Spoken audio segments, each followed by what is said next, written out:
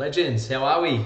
I trust we all had a good weekend and was hopefully surprised a little bit by some of the quality that we've seen on the weekend.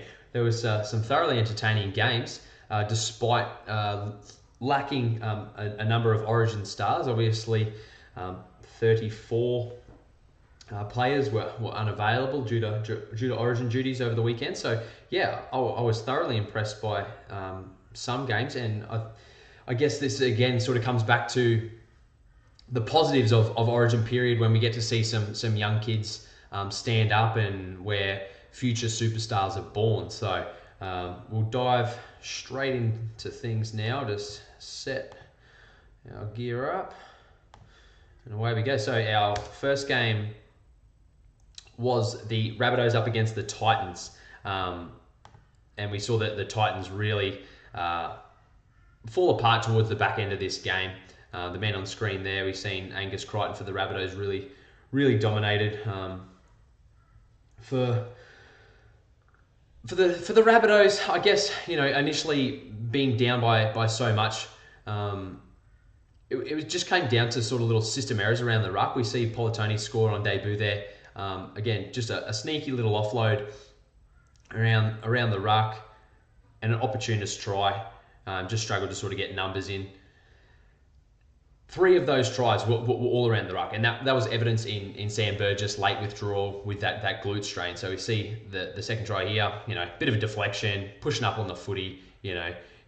If you are in the position to make yourself available for tries like that, as Kevin Proctor was, well, you'll take those every day of the week. So it's up to them to be putting themselves in those positions.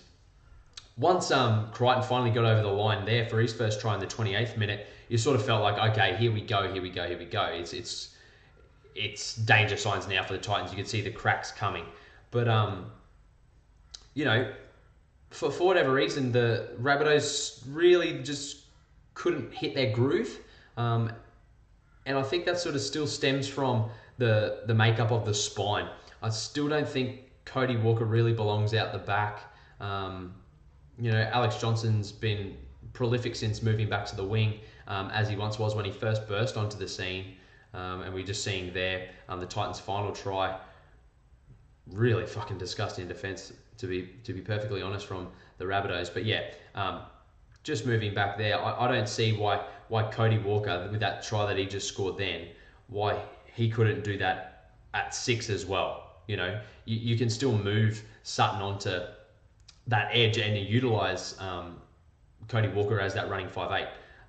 But from then on out, it was pretty much a formality. You just knew that the legs that the Titans were running on simply weren't going to get them home. We spoke prior to this game in the preview about the quality of the spine for South Sydney and 100% being unaffected by the New South Wales Origin camp and Queensland camp for that matter. But yeah, just a couple of little things here. You see John Olive just missing a one-on-one. It was really poor defense. Like, as a winger, you got to make your one-on-one tackles like that. And I think the last 15 minutes, it was just about enjoying some of the tries that the individual efforts, more importantly. That Alex Johnson's last try was an absolute brilliant individual effort, and we just see there Angus Crichton's third and final try. That's probably one of the best tries you'll see this year, in my opinion. We've unearthed a beast. We've unearthed an absolute beast of a back rower. I don't think it's too much of a stretch of the imagination to envision Crichton and Hess being the Australian back row pair come the next World Cup in 4 years' time. It's really, really exciting. I was having a conversation with a few different people about the young talent that we've seen on display this weekend. And the stats themselves didn't really split too much, but the glaring ones: 11-3 line breaks and 52 missed tackles for the Titans in comparison to the Rabbitohs 21. We're never going to do them too many favours. And yeah, so just getting back to the youngsters, Crichton, 3 tries, 4 line breaks, 200 metres, 27 tackles, and it's his first year of NRL. Like, insane. But a couple of other young fellas that are really impressing me at the moment for the Bunnies. Fui Mayono, 116 metres, 30 tackles. I think it was only his 5th game of first grade, and he's slowly chipped away. Barely got any minutes off the bench on his debut, playing in the outside backs. Has since worked his way again off the bench, earning more minutes, and then he's actually sent Cole Turner back to the bench for this game, and just deserved to. And also Zane Musgrove was massive off the bench. The Burgess brothers didn't end up seeing too many minutes throughout that game, and Musgrove and Jason Clark pretty much did most of the work. Musgrove ended up with 158 metres and 23 tackles. So yeah, that's the youth that's sort of leading the way for the Bunnies. A little bit of a shock when you think about some of the names that they do have there in the forward pack. It was probably something that didn't appear to be too much of a concern for that club. They signed the likes of Robbie Rocco, and they still had the Burgess brothers there, Turner, Sutton, who was playing in the edge back row to start things. The only reason I don't see the spine really changing is I don't think Maguire will want to remove any of these kids that he's got playing on the edges for him at the moment. So it's more trying to fit John Sutton as best they can into that framework. A 16-point victory and still allowing the Titans to score 20 points, that still spells danger signs for me for the Rabbitohs. The fact that it did take him so long to put away such an understrength Titans team. Again, you got to tip your hat to the Titans, who just keep turning up in what's been a disastrous year of injury, suspension, now rep selection with Jared Wallace earning his debut. So, it just goes from bad to worse. I'd hate to be Neil Henry's wife, because I think she'd be up for some late nights of an ear bashing from that bloke. So moving into our next game, this was probably my favourite game of the weekend, the Storm versus the Cowboys. A lot of people obviously blowing up, myself included, about potentially wasting this game because of the amount of superstars that there are in both sides.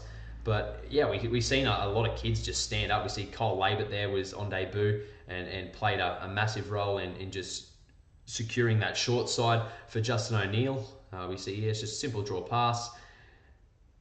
Young Tonamapea looked really out of sorts on that left edge at centre. I'm not sure where he's been playing for East. I haven't really kept too much of an eye on the Tigers in the Queensland Cup this year. But yeah, something tells me, well, if he has been playing in the centres for East, he probably needs to go back and work on some of the defensive structures that they try and drill into you at the Melbourne Storm, because he wasn't really... he was just sort of charging out of the line, and then he was having to just turn all the time. So, and then we're seeing the highlights now of the tries start to flow.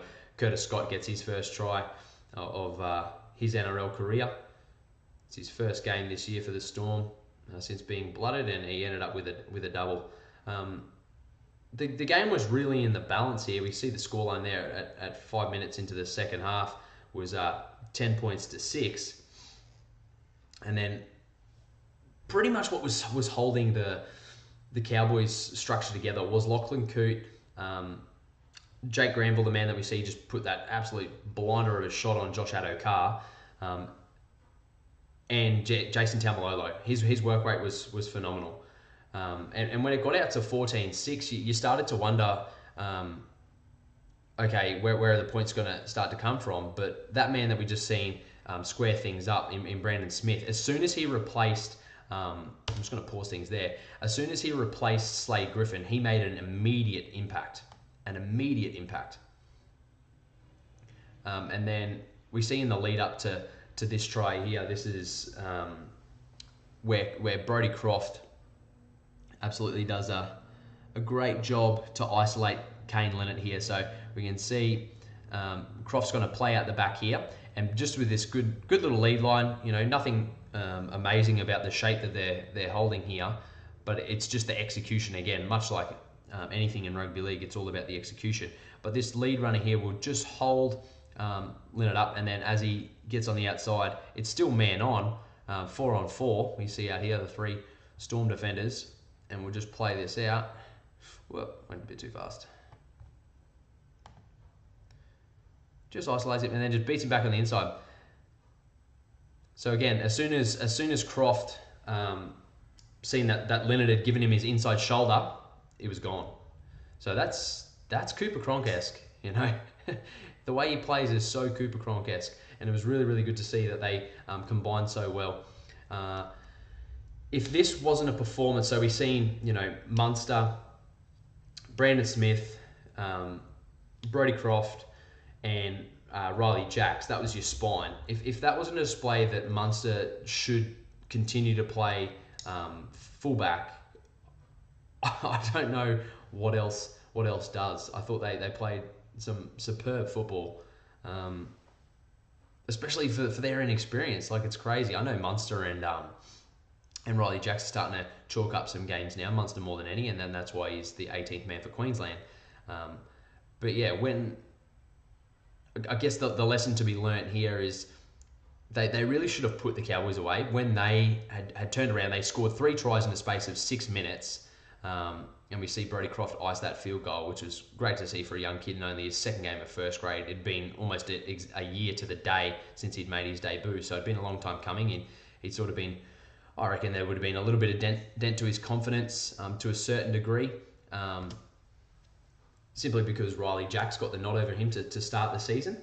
But yeah, getting back to that point of the 22-14 scoreline, they put that barrage on. They probably really should have gone on and scored, 30 plus. They could have scored another 2 or 3 tries, in my opinion.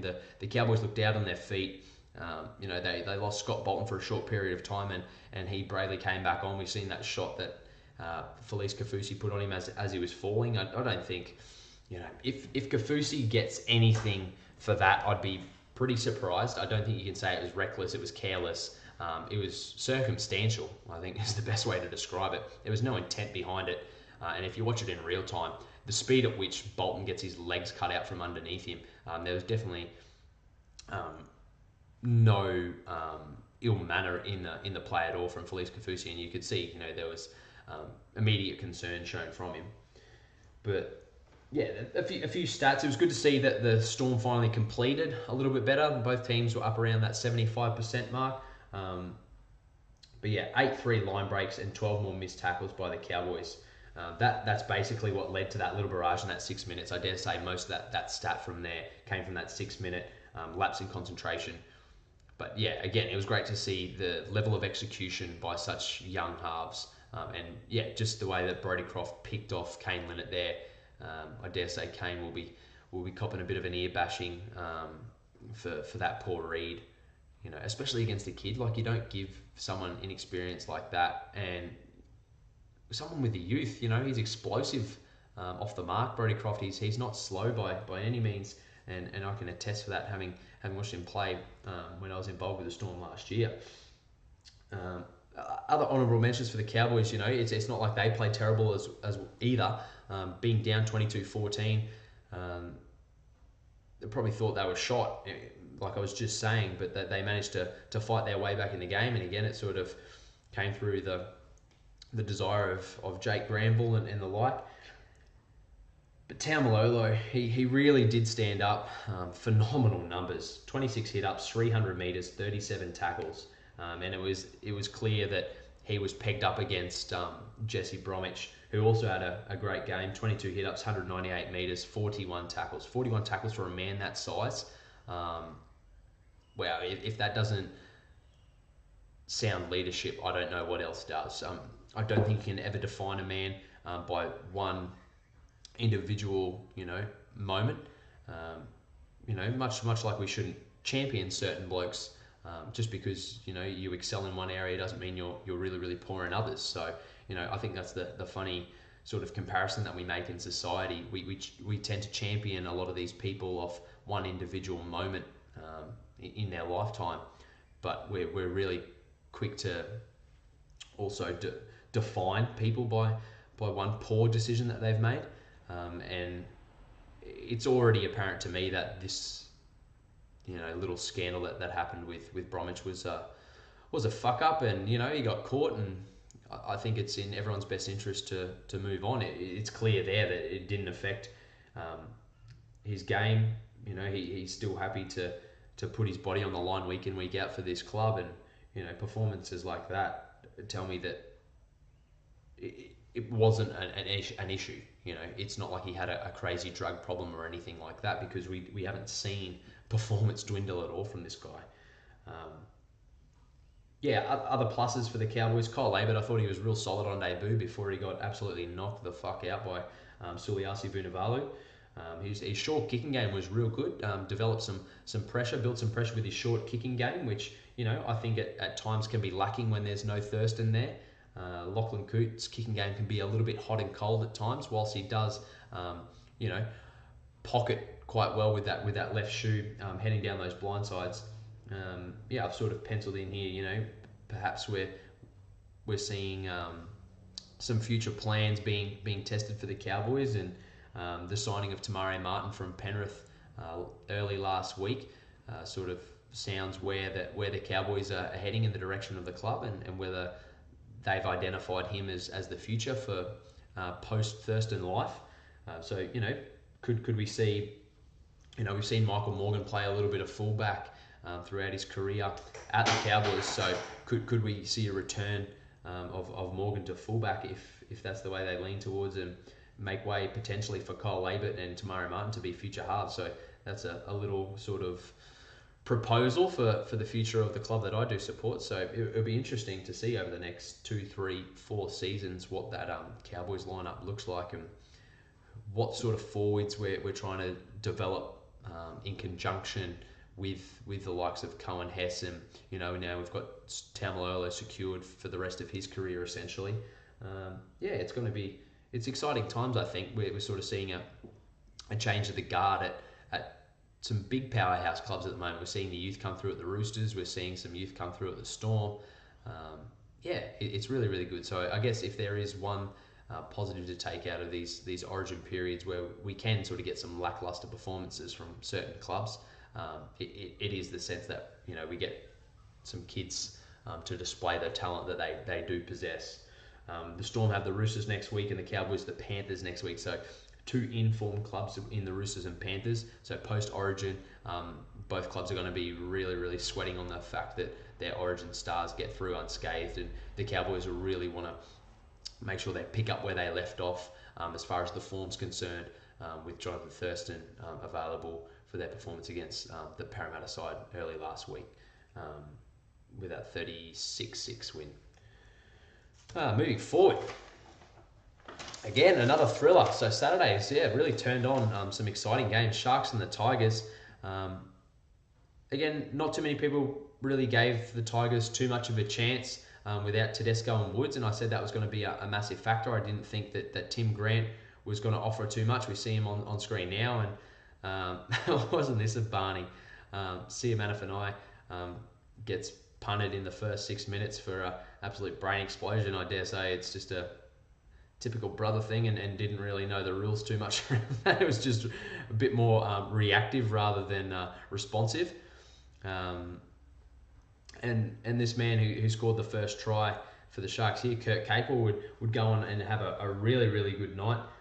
251 metres and 2 tries for Kurt Capewell in the end.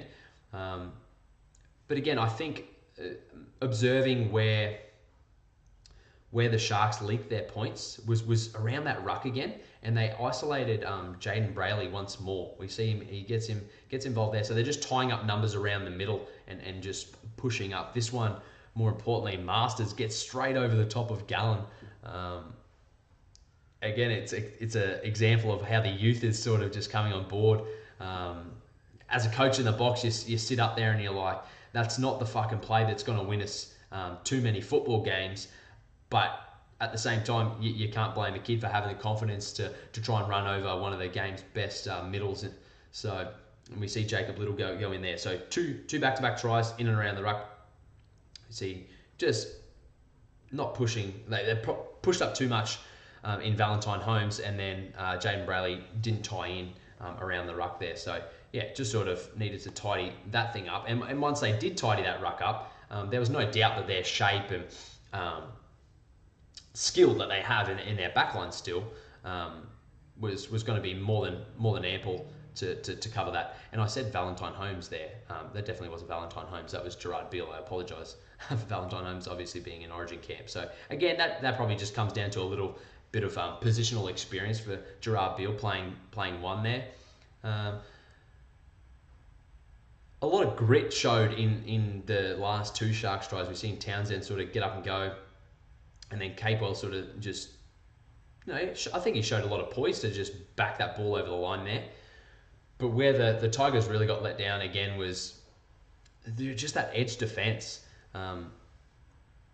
Luke Brooks ended up with 7 missed tackles. So, it's sort of like, oh, well, we get rid of Mitchell Moses, who's a terrible edge defender, and we just bring in another one who's a terrible edge defender. I don't know what happened during the development of those 2 kids, but something went astray and they didn't learn how to get their fucking bodies in front or how to read plays with more certainty. It's just really, really concerning. We've seen the Sharks score their winning try there, and you just sort of felt that they lack that experience on the edge to help Luke Brooks out. And I think I was having a bit of a look at their signings for next year. Obviously, their middles are going to come through. They've signed Chris McQueen. They've signed Packer, Madalino. That's definitely going to bolster them up in the middle, which is going to be a massive plus. So I think the signing of McQueen, more importantly, and the experience that he brings, he's played international football, he's played State of Origin, that's going to bring a lot of certainty around Luke Brooks' defence. More importantly, the fact that they've got Josh Reynolds coming into the club, I think he's going to completely revolutionise the way that club plays football. I can definitely see with that forward pack. They've also signed Mahe Fanua and Corey Thompson, who are well experienced outside backs. Well, maybe not. Corey Thompson's probably not well experienced, but at the same time, his time at the Bulldogs was very, very productive. Played a bit of wing and played fullback quite effectively. I think that the Tigers really can start to build some momentum. They need to continue developing these younger guys that they've got coming through in Masters. The kid on debut, Eisenhuth, 52 minutes. It was good to see. When you're going to put a kid on debut, put him on fucking debut. Like, let's see what he's got in the tank. You know what I mean? So 52 minutes in the middle. That's a debut. That's awesome. And he didn't disappoint. 19 hit-ups, 193 metres, 22 tackles, and a try assist. You can't ask much more against a forward pack that has the experience like the Sharks do. And that's pretty much where they got on the front foot, the Sharkies. It was the experience that got them home in the end. Luke Lewis, Jason Bakuya, Gallen, and Hyington all ran for over 100 metres. And Lewis, we've seen Lewis made the break. We didn't see it in the highlights there, but he makes the break that led to that final try. And once, 22-14, they played with great shape. That awesome ball from Nguama to put Zalesniak in the corner for the Tigers. 22-14, again, like the game before, 22-14, I thought the game was on ice then. But again, once Edric Lee scores that try, you could just, it was a matter of when, not if, for the Sharks. And it was the experience of the man that we said could provide a bit of a spark for the Sharks was Daniel Mortimer. First game for the Sharks, and gets that brilliant try assist that wins them the game. So again, it was really important to note that he's not a nobody. I don't know what went wrong or potentially who he pissed off along the way, but to go from such potential and stardom as he did at Parramatta in 2009 to go into complete oblivion and just play this roving 9 role off the bench for multiple different clubs. Where's he been at? The Roosters, the Titans, and now Para. He's been shopped around. It's good to see him still fight with the grit and determination to want to be around clubs like that and be willing, just to bide his time in reserve grade for long periods of time as he does. But I think now Flanagan will probably utilise him a lot more at the Sharkies, simply because of experience and because of Jaden Brayley's inexperience. I know that Seguiaro isn't too far away, but I don't think you can drop a bloke. If I look on paper, yes, Seguiaro, I pick him over Mortimer every day of the week. But if you go on principle, a bloke's come, hung tight, been patient, finally got his start for your club, and he's won you a game off a real clutch play. You know, he goes down that blind side. That's a ballsy play to do that. If he kicks that too hard, that goes dead, that's game over. You know what I mean? So that's a flip of the coin. And the fact that he backed himself in his first game for the club, that's someone that I want on my team. That sort of confidence to back your own ability. You know, 9 times out of the 10, that may not come off. But he's an instinctual player. Like when you're at a half and you've played in such big games at such a young age as he was, you know, what's that, 8 years ago now? You've got to give him a crack. And I don't think a lot of people understand how taxing an NRL season is on a player. Not just an NRL season, you know, whether it be New South Wales Cup, Queensland Cup, reserve grade. Everyone trains so hard and for such long durations now. Recovery has been the biggest exponent of performance in recent times. It's whatever team is able to recover best. Not, you know, it's not necessarily who's the fittest, fastest, strongest. It's who can maintain their fitness, strength, and speed for longest periods of time throughout the season. And when you've got a kid who's playing 80 minutes in such a high demand role as dummy half is, I think he's going to start to feel the effects of that come later in the season. So to have people experience like Seguiaro and Mortimer around there, just to not only give him advice or training and keep supporting him, but to be able to just take that load off. You know, if you're still getting 55, 60 minutes out of him, that's ample time. You know, you're gonna continue to develop this kid who's been playing awesome, but yeah, you just don't want to see him start to get found out in little areas of his game over longer periods of time around the ruck in defence, as the last couple of weeks have sort of showed at times. You don't want that to start to eat into the psyche of him as a player, because I don't think that's responsible coaching. If you let someone fall into that sort of mindset. On to the last game. We can see it on screen here now. Eels and Dragons. For me, I think it was a little bit deceptive. This scoreline, 24-10. I know a lot of para fans will be really, really excited. Fucking Gutho! Fucking Clint Gutherson. What a legend. Scored all their points in the first half. Just genuine determination. He just wants shit more than anyone else on the field, and I think that goes a long way in developing the culture of a club. But in saying that, I don't think that you, as a Parramatta fan, you should take away a 24-10 scoreline to be anything more than really opportunistic. Yes, the Dragons didn't do themselves any favours. We see some unforced errors here, like Nene McDonald absolutely bungles that opportunity to catch the ball, sends it dead, repeat sets, able to build pressure. But I guess the positives that they will take, the Parramatta side, is the adversity that they overcame. Lost Tim Manor with the HIA. We've seen Kaiser Pritchard. He's probably gone for the season, I'd say, off the back of that. Looks like a nasty ACL injury. But yeah, just two runaway tries. So we're seeing Gutherson get one there, and then we see Michael Jennings. He'll get one later in this match. But that ended up being the difference. If you look at the stats actually say the Dragons make a lot more of a fist of this game. 6-1 line breaks, 14-6 offloads. The Parramatta Eels missed nearly 20 more tackles. 5-1 penalty count against Parramatta. So, they didn't have the easiest day, and the fact that they're missing these guys on the bench too, I think they were down to 1 or 2 on the bench. That just shows me that they've got grit and determination. So that's the big positive that I take out of it as a coach. And then we see Jennings make that runaway try there. And that's where the momentum really started to shift, especially at the start of that second half. 46 minutes in, we see there, and it jumps out to 18-4. We see there, Bevan French makes that tackle on Thompson to force the error. And I thought that was really, really good to see Bevan French stand up. He wasn't overly involved. He ends up scoring this try here. This is only his 5th touch, one of his 5 touches of the whole game. Ran for bugger all meters. I don't even think he scraped together 60 meters.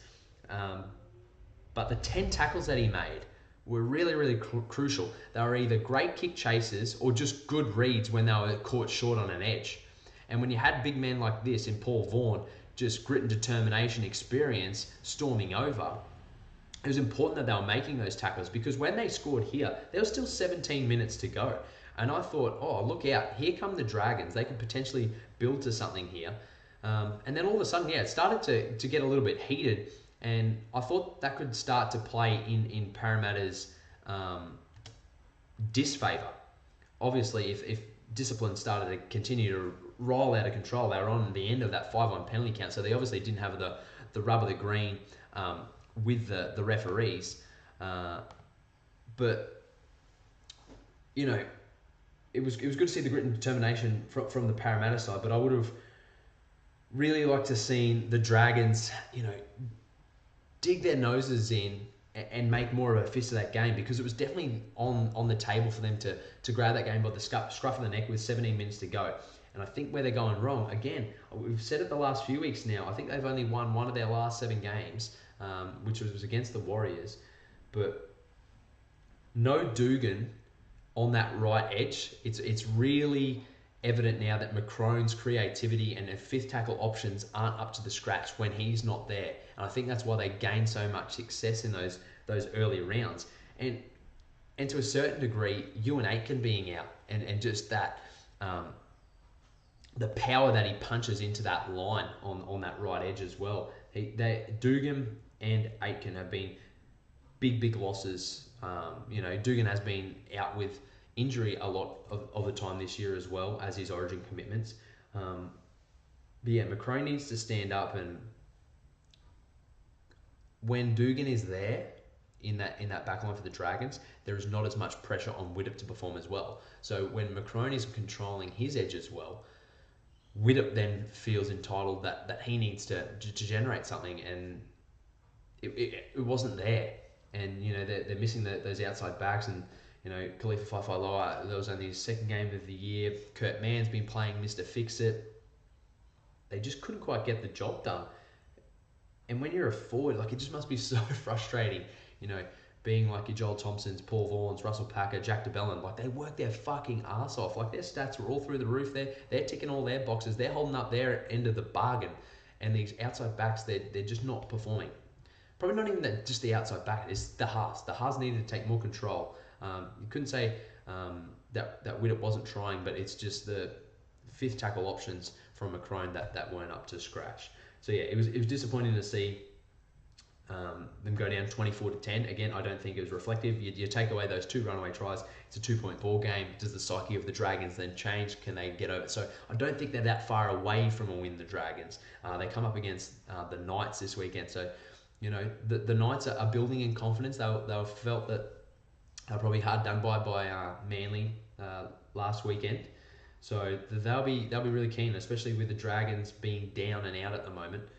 That they'll want to capitalise on top of that. So some interesting games coming up ahead in round 16, and we'll get to those come Friday. But more importantly, it is fucking Origin 2 week, and I'm super jacked.